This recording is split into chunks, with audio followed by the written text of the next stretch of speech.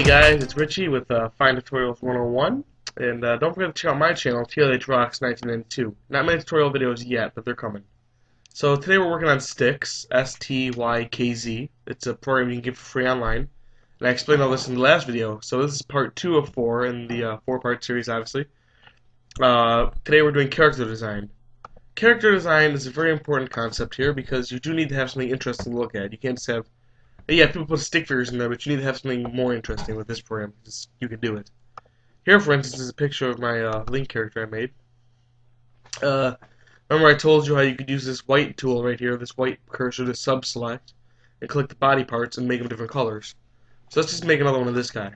And it starts pretty simple. You just do figure, Stykz figure, or Control-Alt-5, I guess. I didn't know that. And you notice how they look the same if I were to do this. We're just going to put them in the same position so you can see the comparison.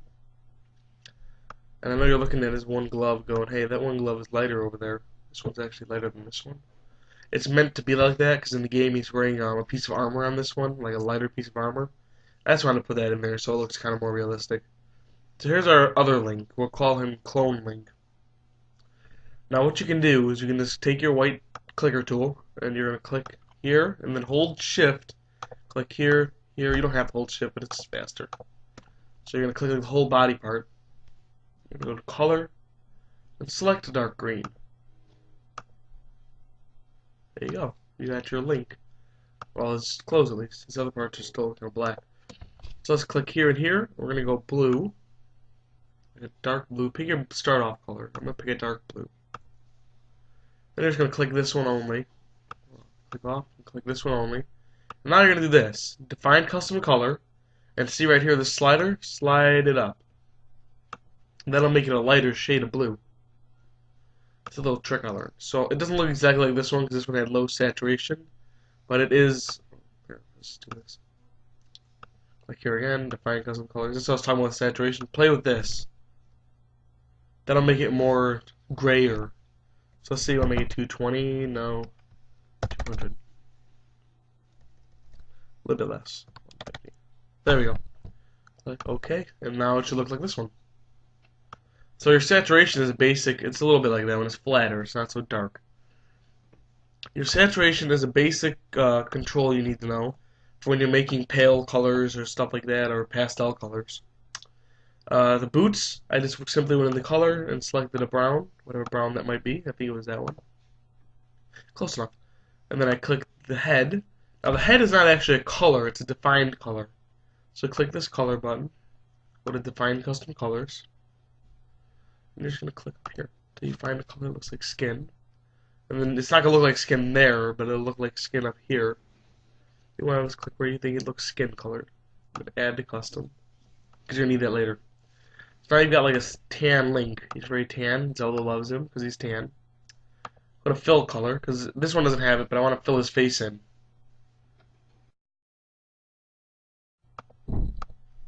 Yeah, looks good.